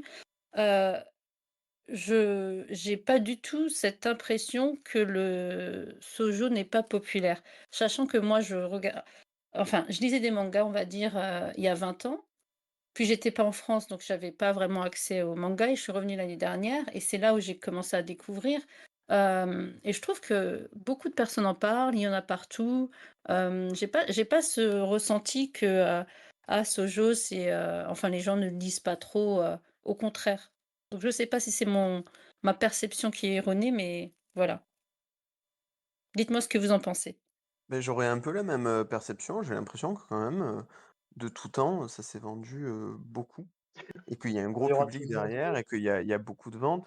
J'ai l'impression dès que je vais dans des magasins de mangas d'occasion, les étagères sont remplies de shoujo. Alors peut-être parce que Mmh. justement ils se vendent pas, on peut le voir de plusieurs manières, mais il y a quand même une énorme quantité qui est en stock. Donc c'est peut-être que ça s'est énormément, énormément vendu et qu'avec le temps, certains titres se pérennisent un peu moins. Mais je sais pas, moi ça m'a l'air colossal en fait cet univers-là. Ouais, moi aussi, parce qu'il y a beaucoup de jeunes qui lisent les dark romance, je crois que ça s'appelle, et j'ai l'impression que c'est la même audience et qu'ils lisent aussi beaucoup de shoujo. Shoujo. Ouais, j'ai du mal, hein, je m'excuse, j'arrive pas. Ça C'est se voit pas que j'ai grave. jamais dit ces termes, hein. Et Bon, moi d'un après, il y autre a toujours côté, eu des gros succès en shoujo, hein. Les nanas, ça s'est vendu à des centaines, voire des millions d'exemplaires en France et au Japon, je pense qu'on n'en parle même pas. Mais le truc, c'est toujours cette comparaison aussi en termes de vente par rapport aux gros shonen, quoi. Il y a très peu d'équivalents et les défenseurs du shoujo, il y a aussi une forme de militantisme pour défendre le manga féminin. Il et elle considèrent qu'il n'est pas assez mis en avant. Et du coup, le fait d'enlever ces classifications, c'est une forme d'invisibilisation du travail des femmes. Je me fais un peu le porte-parole d'un avis que j'ai pas forcément, mais en tout cas, c'est un avis qui me semble quand même intéressant à entendre malgré tout. ouais, ouais, Non, c'est tu as raison, intéressant. ça nourrit le débat. Il y a un débat qui existe, c'est bien pour une raison. Et je comprends qu'en fait, il faut pas que ça segmente, les envies, ou certains titres à certaines catégories de la population. Donc ça, je comprends pourquoi c'est remis en question et peut-être que dans le temps, c'est bien que ça évolue. Mais de notre côté, moi, j'aime bien connaître, l'histoire, d'une œuvre et quand elle a été écrite, peut-être qu'un auteur ou une autrice qui a écrit un shoujo, bah, a été prépublié dans un magazine, heu spécialisé dans ça et ça fait aussi partie de l'œuvre qui est cette étiquette à côté et peut-être que quand ça a été écrit, ils ont visé tel type de population et pourquoi pas? Et ça fait aussi partie de l'œuvre en elle-même et il peut y avoir une certaine logique à ce que ça soit aussi affiché, lors de la vente et c'est peut-être à nous aussi de dépasser un peu, ce passé éditorial-là et d'aller chercher des nouvelles choses dans nos lectures. Oui, mais de toute façon, les gens qui ont pas envie de s'informer, ils s'informeront pas. Je pense qu'on se rend pas compte du nombre de personnes qui ne savent pas en fait ce qui est vraiment un shoujo et qui considèrent que bah, Junji Ito c'est du seinen, que Banana Fish c'est du seinen. Alors que pour autant, ça reste du shoujo. Mais je pense que ici, on connaît majoritairement tous un petit peu ce que ça représente, mais c'est pas le cas pour la très grosse majorité des lecteurs, hein. Et la plupart des gens ne se renseignent pas et n'iront pas se renseigner. Justement, C'est vrai, je tu pense que les penses que éditeurs les doivent gens pas. achètent comment leurs mangas s'ils se renseignent pas? Bah, en Bah, fait, la com et les influenceurs, ils suivent le mouvement et ce qui est hypé sur les réseaux sociaux pour la plupart. Mmh. enfin, il y a peu de monde qui se renseigne et qui est sur ce qu'est une cible éditoriale, en fait, et ce que ça représente, et qu'en fait, c'est vaste et qu'il faut pas s'arrêter juste à, bah, oui, juste, il y a que de la romance dans les shoujo, par exemple. Il y a d'autres choses, il y en a beaucoup, mais il y a d'autres choses. Et d'ailleurs, et aussi, c'est pas parce que c'est de la romance que c'est mauvais. Mmh. On peut partir là-dessus Parce que, aussi. tu Ah, vois, pour ma intéressant. Je dirais que c'est pas le shoujo en lui-même qui fonctionne pas en France, c'est la romance. Parce que regarde, Blue Box, c'est bien un shonen, pourtant ça s'est cassé la figure malgré qu'il y a un animé sur Netflix ou autre. Et on sait que ça se vend pas, dès le Courtoncam, ils sortent pas les tomes et eux, on les connaît à force. Et je pense que le souci, c'est la romance. Et est-ce que toi, tu vois des influenceurs qui font de la communication sur des trucs de romance? Perso, j'en vois jamais. Ils se focus que sur les shonen et les seinen et sur ce qui est hypé, sur ce qui va faire des vues. Sauf que du coup, comment tu peux convaincre un public d'aller vers d'autres œuvres plus nichées si personne n'en parle? Qui en parle, ben moi-même j'en parle, mais en fait, comment on pourrait dire ça? Je suis pas d'accord dans le sens où la romance, il y en a de partout en fait. Euh, Même quand on regarde sur Art Online par exemple, il y a quoi? De la romance. Euh, quand, enfin, il y a toujours un petit fil conducteur, des fois, même dans Naruto, il y a un peu de romance. Enfin, il y en a de partout.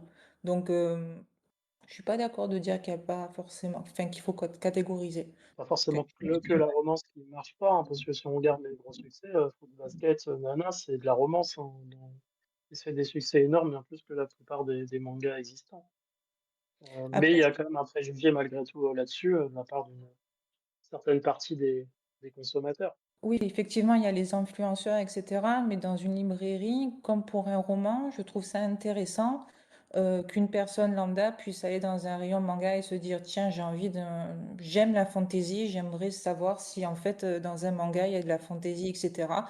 Je me dirige vers ça et éventuellement regarder ce qui est important et ce qui a été noté, évoqué, c'est aussi l'âge parce que selon le type de thématique, euh, certaines personnes plus jeunes peuvent très bien s'orienter vers, parce qu'ils sont matures, vers quelque chose d'historique, quelque chose de... Enfin voilà, je m'exprime un peu mal, désolée.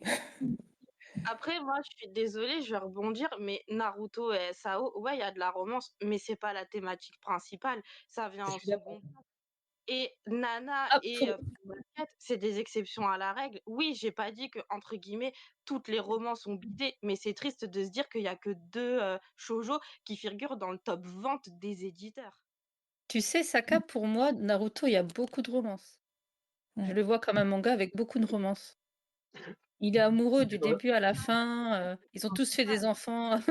Je sais pas, je trouve que c'est une grande part. Et tu sais, c'est pas. Enfin, dans la vie, il y a de la romance. C'est normal qu'il y a de l'amour sous une forme ou une autre. Oui, mais Naruto, tu vas pas le regarder de base pour la romance, tu vas le regarder parce que c'est des ninjas qui se bastonnent. Ben moi, ça m'embête plus de regarder les ninjas qui se bastonnent, et c'est ça qui m'a épuisé au fur et à mesure des 72 tomes, qu'avec fierté, j'ai réussi à finir quand même. Mais tous les trucs, toutes les petites sous-intrigues ou quoi, ben ça a pu m'apporter plus de plaisir que le énième combat où il y a une énième nouvelle technique qui va être enfin plus forte avec un nouveau méchant, etc., etc. Les qualités que j'ai pu trouver, elles n'étaient pas trop dans la baston. Après, Non, c'est mais ma lecture, hein, si on regarde la plupart des gens, ce qu'ils vont retenir effectivement de Naruto, c'est Sasuke, c'est Naruto qui se battent contre un tel ou un tel, quoi. Je me rappelle plus des noms, ça fait longtemps que j'ai lu, hein, Oui, Moi, oui, je bien pense sûr. que dans ce débat, on oublie aussi qu'il y a, enfin, à mon sens, la catégorie, elle retire un peu du travail du libraire aussi. Euh, c'est un peu aussi, à mon sens, le rôle du libraire de conseiller. Bon, c'est aussi pour ça que c'est mieux d'aller en librairie que d'aller sur des plateformes, des grosses plateformes. Mais le travail du libraire, c'est aussi justement de conseiller donc des jeunes ou des parents qui veulent prendre des trucs pour les plus jeunes pour pas qu'ils aillent vers des titres qui sont pas forcément adaptés. et essayer de les aiguiller du coup sans ce dialogue que peut avoir le client avec le libraire, c'est pourquoi pas, hein, mais moi je pense que c'est retirer un peu enfin, de l'importance du travail de ce métier-là, parce que le libraire, avant d'être un commerçant, c'est un conseiller. Euh, et, euh, et le travail éditorial, en fait, pour moi, ça devrait se contenter de, bah oui, les éditeurs ont des lignes éditoriales, ils cherchent des titres qui sont en adéquation avec ce qu'ils souhaitent partager, mais je pense qu'après, leur travail devrait s'arrêter là. Il n'y a pas besoin enfin voilà, il y a de la communication, etc. Ça c'est ok, c'est normal. Mais je pense que faut vouloir catégoriser, ça retire aussi un peu de l'intérêt du métier de libraire.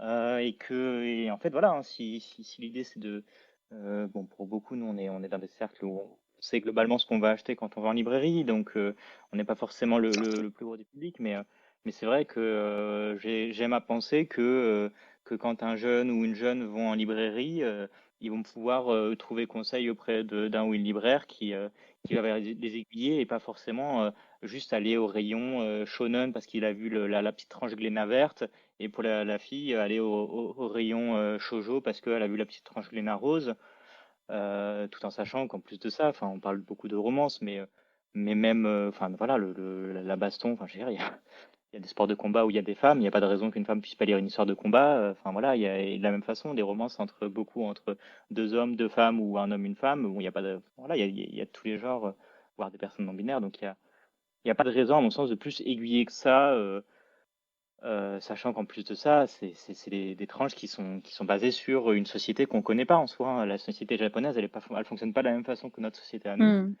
Et donc, en plus de ça, c'est un peu dévoyé que de vouloir reprendre des termes qui sont à mon sens même pas complètement adaptés, même si on pourrait les trouver intéressants, ils sont même pas complètement adaptés à la façon dont on raisonne en France et même en Europe. Je voulais juste revenir sur ce que disait Saki, parce que peut-être que j'ai mal compris. En fait, ce que tu disais tout à l'heure, c'est que euh, la romance, à partir du moment où c'est la trame principale, c'est là où les gens vont avoir des préjugés. C'est ça? C'est pas forcément qu'il y ait de la romance dans l'histoire qui peut rebuter. J'ai bien, c'est Oui, ça? oui, c'est plutôt ça ce que je voulais dire tout à l'heure. D'accord. Et donc pour toi, c'est mieux alors d'avoir cette démarcation ou pas? C'est-à-dire? De mettre Sojo, par exemple? Ah non, moi je suis justement plutôt contre cette démarcation. C'est un peu ce que je disais tout à l'heure, parce que regarde, t'as quand même, c'est vrai, j'y pensais, des romances qui ont quand même assez cartonné comme Lovina, où beaucoup se disent oh c'est un shoujo, alors que bon c'est beaucoup de cul, hein, on va pas se mentir. Et C'est vrai. non, moi je suis contre la démarcation justement parce que quand je vais voir du Kaguya ou du Bloom en shoujo, ça m'énerve quand tu vois, je vais au Leclerc ou autre et je suis en mode mais ça a rien à faire là, et que justement j'en ai marre que on parte du principe que romance c'est shoujo, parce que du coup t'en as qui vont mettre dans du shoujo des romances de cul qui ont rien à faire là et qui devraient même être dans le rayon Peggy 18, parce que moi je ferais pas lire un To Love Ru pardon à un gamin, enfin une gamine de 12 ou 13 ans, hein. Mmh. Ah merci. Je comprends mieux, merci Saki. C'est le Japon, c'est le Japon. Mais en J'allais tout dire, cas, ce ouais, qu'a contre dit les gens qui disent que... Shail, moi je trouve que c'est pertinent. Le fait que, en fait, il y a peut-être pas forcément besoin d'aiguiller si on écoute les libraires, tout simplement parce que eux ils peuvent aider, ou alors qu'on va chercher les informations sur Internet.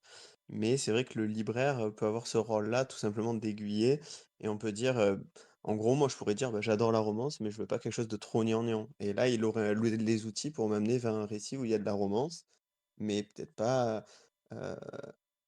retranscrit d'une manière qui, moi, me correspondrait moins.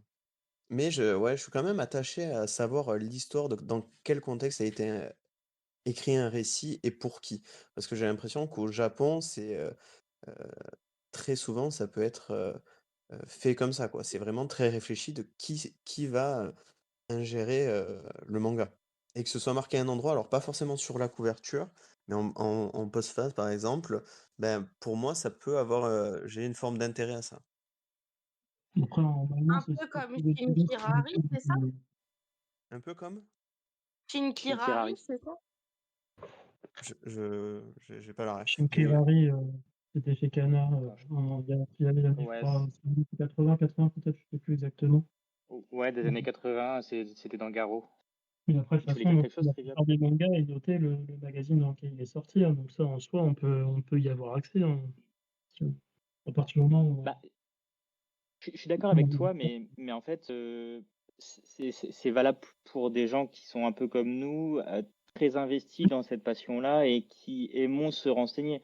C'est vrai que moi, j'aime bien savoir dans quel magazine a été prépubliée une œuvre parce que j'essaye de la rattacher avec d'autres œuvres que j'ai potentiellement lues et en me disant, ah bah tiens, si ça a été prépublié dans tel magazine, ah, il y a peut-être plus de chances que ça me convienne ou que ça me convienne pas au contraire. Mais bon, là, c'est assez précis. Je pense que c'est des considérations qu'on a, nous, qui sont quand même assez spécifiques. Je répondais juste par rapport à ce que disait Nips, en soi, on peut, dès qu'il aime bien savoir d'où ça vient, mais c'est noté sur chaque, à la fin de chaque Ah oui. bouquin, dans quel, magazine est prépublié, le manga et donc du coup, si n'importe qui peut aller voir, d'où ça vient, ce que c'est et cetera et quels autres titres sont sortis dans le magazine et pour ça, il faut effectivement se renseigner et la plupart des gens Ouais, ne vont pas se renseigner. un peu Oui, de et puis il sens, faut comprendre aussi la plupart des gens. Nous, on passe énormément de temps à réfléchir à ça ou à s'intéresser au manga, mais je pense qu'on est un petit pourcentage de la population et qu'il peut y avoir une grosse majorité juste qui kiffe, mais sans mettre plus d'investissement derrière. Certes, mais après ça amène à des gens qui disent des bêtises sur internet et qui continuent à promouvoir des choses qui sont fausses. Mais après, enfin, voilà, il y a différents publics. Moi, c'est vrai que j'aurais tendance plutôt à être contre aussi, mais ouais, bah, bon, déjà parce que je pense que ça, encore une fois, hein, je pense que ça retire un peu de l'intérêt du métier libraire, mais j'essaie aussi de me positionner pour les plus jeunes parce que quand tu arrives à l'âge adulte, enfin, c'est des considérations que tu prends moins au pied de la lettre, mais j'imagine que ouais, ça serait dommage pour des collégiens, collégiennes, lycéens, lycéennes d'aller en librairie et d'être induit vers une direction uniquement parce qu'il y a une petite couleur sur le dos du manga. Ça me gêne un peu parce que notamment, bah voilà, c'est un truc qui est un peu cliché, mais qui, d'une certaine façon, et se vérifie un peu. Mais si on part du truc très, très basique, le shonen, ça va quasiment être que des trucs basés sur la baston. Ça veut dire qu'il y a que ça, mais il y a quand même un peu ce cliché-là et qui se vérifie quand même pas trop mal. Et tu as des trucs parfois qui sont. Enfin, je pense notamment à l'enfant en moi. L'enfant en moi, c'est un truc qui concerne et les hommes et les femmes, mais notamment bah, les jeunes garçons et les jeunes filles qui peuvent être concernés par cette situation-là. Donc ça parle d'une naissance d'une jeune fille de 15 ans. Je crois que c'est 15 ans ou 16 ans. À mon sens, c'est un sujet qui n'a pas de genre. Il n'y a pas de raison que les garçons n'aillent pas sur ce type de lecture. Parce qu'il y a une petite pastille d'une couleur qui n'est pas celle qui pourrait leur être attribuée. Et notamment, bah oui, parce qu'ils sont aussi écoutés des influenceurs qui bah, sont comme nous, hein, finalement. Ce qu'on fait là, s'il y a des gens qui nous écoutent, c'est de l'influence. Sont des personnes qui n'ont pas plus de connaissances que le commun des mortels. On n'a pas plus de connaissances que les uns et les autres. Et parfois, on peut dire des erreurs. Donc, c'est pour ça aussi que moi, je serais plutôt contre. Et que je salue l'initiative de Glénat, notamment de passer à une nouvelle étape en retirant ces couleurs-là et à d'autres éditeurs de ne pas les mettre en place. Après, je vais témoigner justement par rapport au fameux shoujo shonen ou autre. Je me rappelle que quand j'ai commencé le manga, j'avais ce cliché dans ma tête de me dire ah je veux pas faire les shoujo de merde de soleil parce que pour moi cet éditeur à chaque fois c'était celui qui était le plus omniprésent dans les rayons shoujo quand j'ai commencé il y a déjà 6 ans et avec Cartouche Rose, tout ça. Et comme en plus mes deux meilleurs potes, c'était des mecs, j'étais dans le cliché de ah, faut surtout pas faire les shoujo merdiques. Et en fait, ce qui m'a un peu fait changer d'avis et ce qui m'a fait comprendre que la classification, ça voulait rien dire, c'était justement les animés. Parce que en fait, je me suis rendu compte qu'en animé, je regardais beaucoup de shoujo, mais parce qu'en fait, c'est pas précisé. Quand tu regardes un animé, tu t'en fous. Et c'est ce qui m'a fait changer d'avis. C'est un peu des mangas à la Yona, justement, même à la Call Game, qui m'ont montré un autre revers du décor du shoujo en disant ok, mais en fait, c'est pas forcément que des romances niaises. Et même par rapport à la romance, j'ai découvert que beaucoup de shonen, c'était de la romance. Et justement, tout à l'heure, le titre que j'ai présenté, c'était du shonen. Et par exemple, ceux qui m'ont fait un peu changer d'avis, c'était des romances un peu plus matures, comme My Teen Romantic Comedy chez Ototo, ou même des titres comme Silent Voice. Et je pense qu'il y en avait peut-être pas mal dans mon cas qui voulaient un peu faire la forte et dire non, je fais surtout pas de shoujo, c'est des trucs pour des filles nunuches qui veulent des romances fantasmées, alors qu'en fait, je m'y connaissais pas du tout au début. Et c'est pour ça que je trouve que ce serait bien de faire un peu comme les animés. T'as pas de classification, t'as juste une thématique et c'est tout, ça s'arrête là. Après, faut oublier aussi que quand on est jeune, des fois on est con, hein, moi le premier, hein, donc moi je voulais pas en lire et puis c'est après en grandissant que j'ai évolué. Je me suis mis à en découvrir et que je me mets plus spécialement de barrière maintenant. C'est dommage. Moi, je trouve ça dommage quand même. Enfin, je suis Après, dans le même cas que toi, hein. oui, mais de toute façon, quand on est jeune, il y a toujours des a priori, hein, je pense que c'est quelque chose qui est inéluctable, hein. Puis après, tu grandis, tu affines des goûts, faut être curieux aussi. Si un moteur auquel on n'a pas forcément parlé, c'est la curiosité. Pour les gens Sur, les gens restent souvent sur présents sur le, place dans un domaine, hein. Ils vont pas s'intéresser, ils prennent le premier truc qui est populaire, et ils vont pas chercher plus loin, hein. sur le fond, je suis assez d'accord avec toi, mais justement, c'est peut-être aussi, plutôt que d'orienter et de donner du poids à ces préjugés-là, ou peut-être ne pas leur donner plus d'importance que ça, et au contraire aller un peu, enfin, prendre le contre-pied de tout ça, et juste se dire, bah voilà, vous aimez le manga, bah voilà, il y a tout ça dans le manga, il y a pas que cette petite partie-là pour laquelle vous pensiez être cible. Et Après, justement, les animes, je pense, un très bon. Moi, je regarde pas d'animes, hein. Je pense que les animes, c'est notamment un très beau contre-pied vis-à-vis de ça, parce que t'as pas je pense pas la même utilisation des catégories. le problème, c'est que Et le travail est tellement énorme que maintenant, c'est assez compliqué de faire changer les idées conçues, il faudrait que les gens juste grandissent, quoi, tout simplement. Et aussi, ce que je tenais à rajouter, c'est que justement, en consommant beaucoup plus de mangas ou autre, je me suis dit, mais c'est vrai, pourquoi aussi, pendant très longtemps, j'ai été un peu ennemie avec la romance, alors qu'aujourd'hui, il y a des œuvres que j'ai découvert un peu comme Honey Lemon Soda ou Not Just Pretty Face, où on pourrait classer ça de romance un peu nunuche. Et en fait, je me dis, mais en quoi c'est grave d'aimer ces œuvres? Et je trouve ça dommage que t'aies beaucoup d'hommes qui veulent pas forcément en lire parce que t'as l'impression que ça va toucher à leur virilité et que du coup, ils vont passer un peu pour, alors comment dire ça sans être trop vulgaire? Pour un homme non viril auprès de leurs potes et qui veulent toujours faire genre ils sont forts, alors qu'au fond, ils adorent ce type d'œuvre. Et moi, ça me fait marrer, je fais le parallèle avec certaines vidéos où t'en as qui disent, au final, quand j'étais gamin, j'assumais pas, mais j'adore tout ce qui était les Winx ou Loli Rock ou autre, et ça me fait marrer. Et je pense que dans le manga, c'est pareil. Et je trouve ça dommage que pas plus d'hommes assument de dire, faut arrêter de dire que la romance un peu nunuche, comme on pourrait dire, c'est pas bien, alors qu'on passe un bon moment et que c'est pas prise de tête. Après, Je ça dépend je des peux goûts, quoi. reformuler un peu ce que tu dis parce qu'il y a des choses où je suis d'accord et d'autres, un peu moins. Je pense que, la romance, c'est des émotions.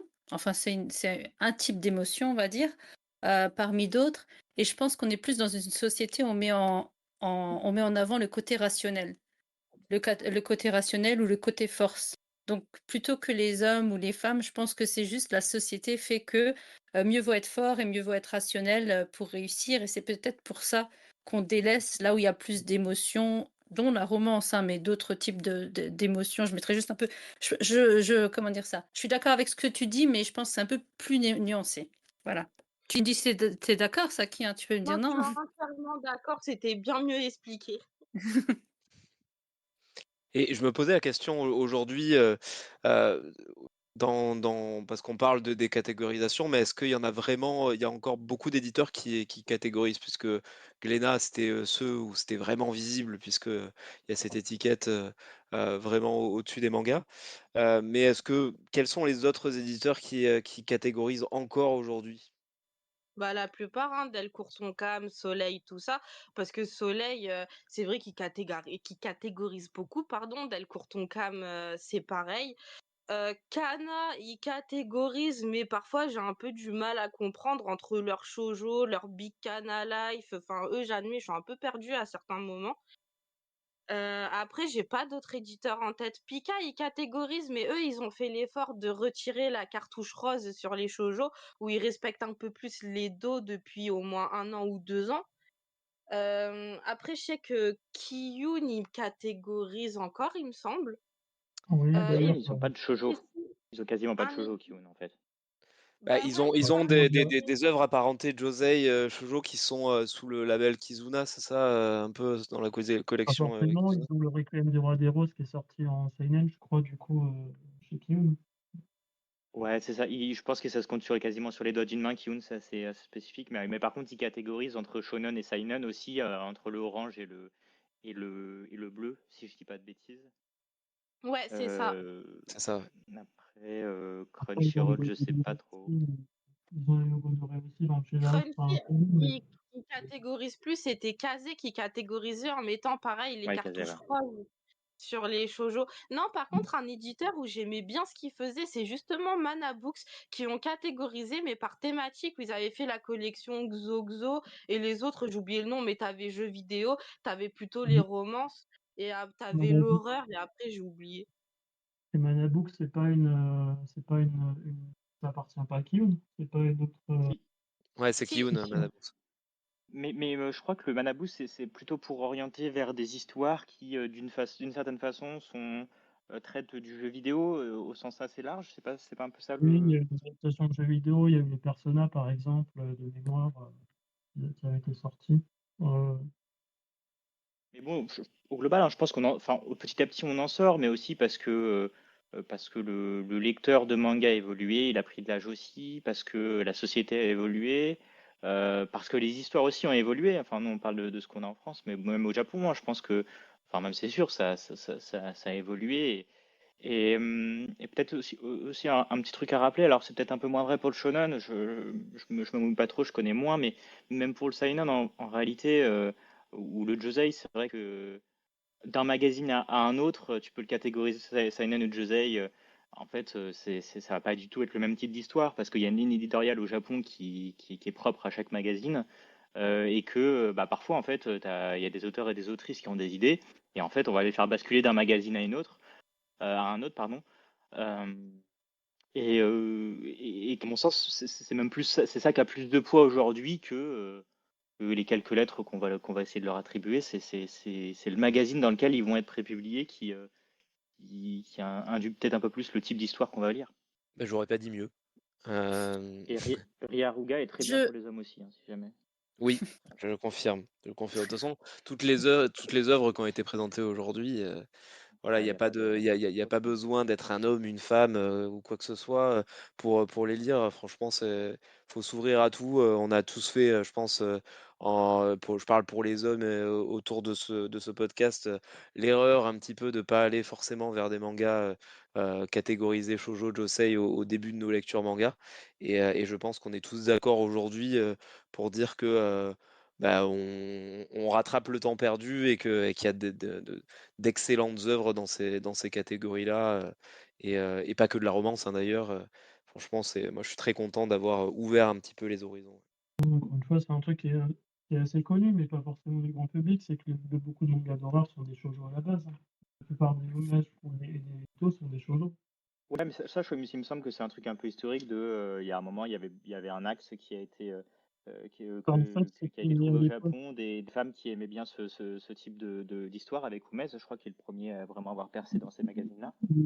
C'est pas exactement ça, c'est plus que c'était. Il y avait.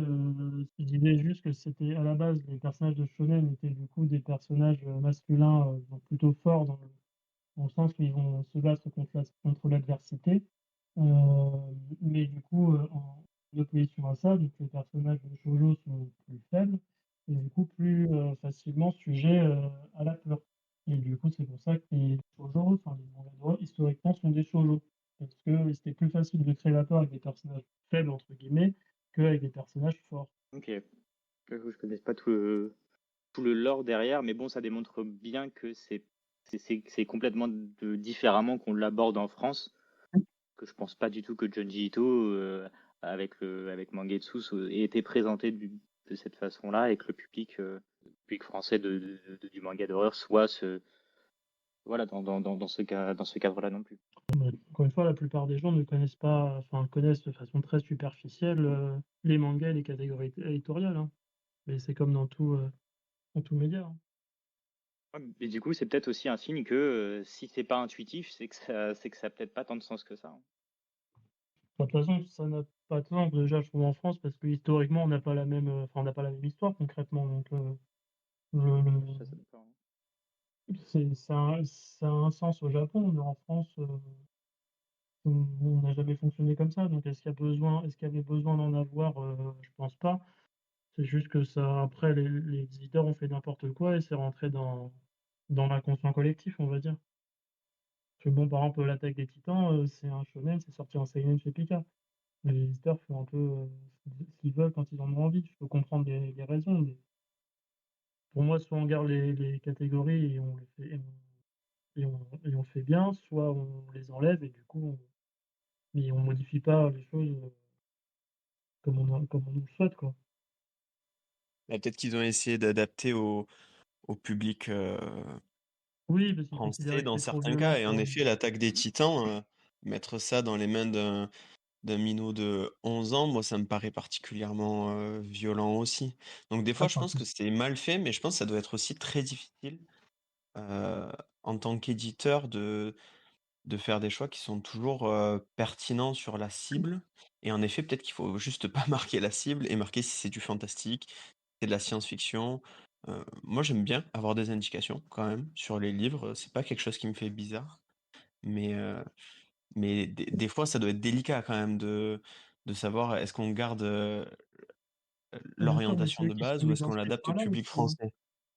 C'est eux Pardon? qui se sont mis dans ce pétrin-là, à la base, du coup, en créant en France ces catégories, en voulant pas en sortir pendant longtemps, hein. Donc, Et je comprends. c'était pas une obligation du Japon qui, eux, le faisaient, ou c'était pas une demande intrinsèque, ou Non, c'est peut-être difficile de savoir d'où ça vient.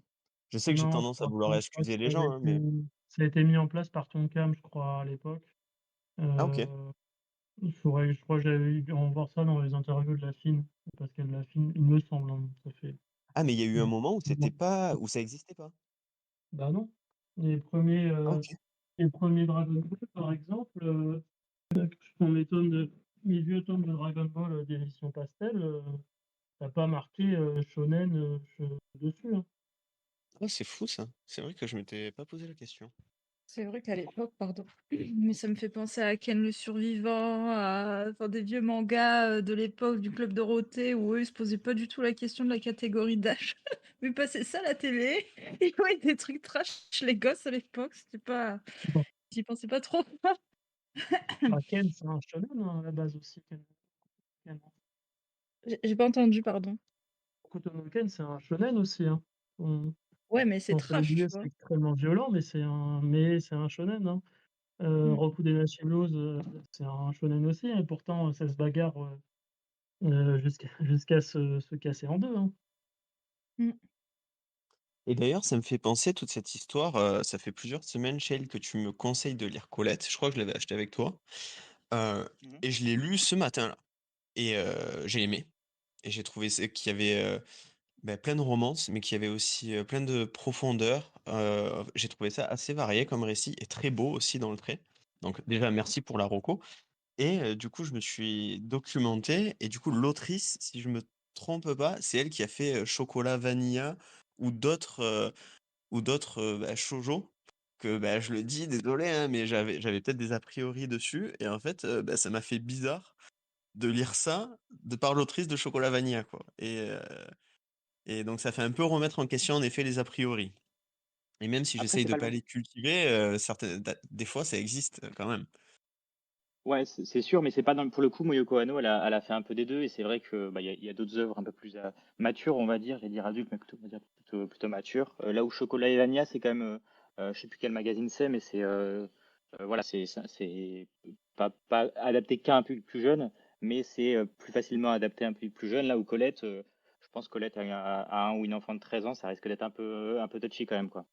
Même Oui, si non, Chocolat et mais Vanilla, même, ça passe très bien. ouais, c'est bien d'être majeur, je pense quand même pour lire ça, quoi. Ouais, Mais, pour Colette, ouais, ouais. c'est sûr. Mais en tout cas, c'était très cool. Ouais. Mais lisez Moyoko Hanno aussi avec Ryaruga, hein, si vous avez beaucoup d'argent, prenez les full set des deux. On se calme. Aïe. Chill veut ruiner tout le monde là. Je pense que c'est Mais c'est son objectif. donnez-moi vos cartes, je les transforme en manga, il n'y a pas de souci. Il n'y a pas de souci. Après, si vous voulez lire une mangaka qui est hyper importante aussi pour le shoujo et josei, c'est Kyoko Okazaki, hein, précurseur des mangas plus adultes, traitant notamment de la sexualité, avec Helter Skelter qui est disponible en France actuellement. C'est hyper important. Je crois qu'elle a influencé des mangaka comme Ayazawa. Faudrait que je vérifie, je suis pas sûr, mais il me Ouais, semble. tout à fait. Elle a Il me influencé Ayazawa et Miyoko Hano. Enfin, elle a eu une énorme influence sur le monde du manga, féminin en tout cas. Elle a une carrière qui s'est arrêtée très tôt pour un accident, je crois, un accident de circulation, quelque chose comme ça. Mais effectivement, malheureusement, c'est une autrice pour laquelle on avait pas mal d'œuvres qui ont été sorties quand c'était Frédéric Boilet qui s'occupait de la ligne éditoriale de Saka il y a un peu plus de 20 ans. Mais pour le coup, on a aujourd'hui plus qu'Helter Skelter, je crois, qui est disponible à la commande en Oui, il est librairie. sorti chez Atelier Akatombo, mais sinon, effectivement, tout c'était chez Saka. C'est une des plus grandes femmes mangaka, à ma connaissance, en tout cas une de celles que j'estime le plus personnellement, pour ce que ça vaut en tout cas. Et moi, un titre en shoujo que je recommanderais beaucoup, c'est L'enfant en moi, parce que je trouve que c'est le type de titre où même si on a l'impression que c'est réservé à un public féminin, je trouve que ça fait partie des titres où les hommes devraient le lire aussi. 100% d'accord. Et même les jeunes hommes, collège, lycée, je pense qu'il y a...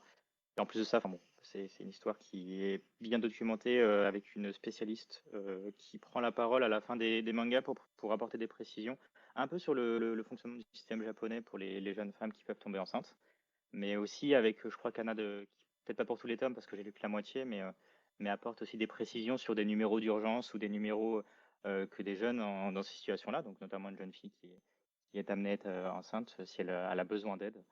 Il y a des numéros d'urgence qui sont aussi proposés. Enfin voilà, je pense que c'est un manga qui est génial et qui aurait sa place dans pas mal de CDI. Non, justement, c'était très bien comme précision. Et oui, l'idée des CDI, c'est pas bête. Effectivement, ça aurait entièrement sa place. Surtout, je pense même à partir du collège pour plus sensibiliser les jeunes. Je ne sais pas si vous avez d'autres avis, d'autres recommandations avant qu'on clôture ce débat qui a fait couler de l'encre, hein, je vois, il dure depuis un petit moment et c'était le but aussi, hein. En plus, on s'est beaucoup dirigé vers le shoujo et vers le josei, donc ça restait pile dans le thème aussi, quoi. Merci à toutes et tous, et merci Cam encore une fois. C'était encore un très bon moment. Merci beaucoup. Bah, avec plaisir. Je vais pouvoir clôturer cet épisode. Bah, merci à toutes et tous déjà pour votre présence. On a passé un super moment encore une fois de plus. J'espère que vous qui écoutez en replay, vous avez passé un super moment aussi. Pour rappel, on se retrouve dans un peu plus d'un mois, le 15 mars, et à cette occasion, on va recevoir Stéphane Duval, donc le fondateur et directeur de la maison d'édition Le Lézard Noir, 15h30, un dimanche, soyez au rendez-vous. Et pour un épisode du coup spécial sur le Lézard Noir, hein, on va parler que de lecture du Lézard Noir. Je sais déjà que certaines et certains d'entre vous autour de ce podcast vont se ruer pour proposer des titres du Lézard Noir à présenter aussi, et je l'espère en tout cas. Et voilà, ça, on va passer encore un super moment. En tout cas, merci à toutes et tous pour toutes ces recommandations. Moi, je repars avec une liste d'envies qui fait peur, je pense, à cause de ce podcast. Mais c'était très cool, en tout cas, et on se retrouve très très bientôt. Merci beaucoup.